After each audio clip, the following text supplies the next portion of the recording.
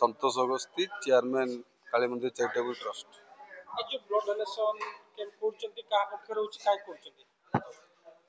blood donation camp कर उद्देश्य हूँ प्रथम उद्देश्य है बालेश्वर सहर में रक्तर चाहिदा रही रक्तर अभाव रही जेहेतु बालेश्वर एक हेडक्वार्टर बाहर विदेश माने आपण पड़ोसी राज्य बेंगल बहुत रोगी आसुच्च ट्रिटमेंट हाँपाई जहाँ रक्तर बहुत जरूरी रही दरकार से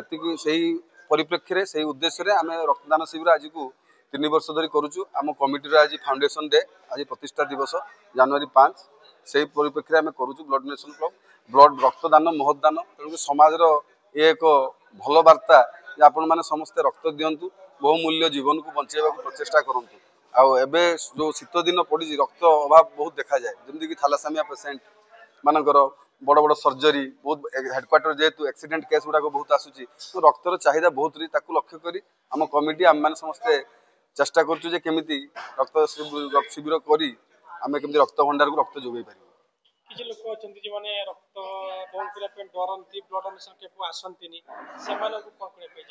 कहवाई चाहिए रक्त देले जोटा कहली प्रथम रक्तदान महत्वपूर्ण जदि आपण मैंने सुस्थ सबल अच्छा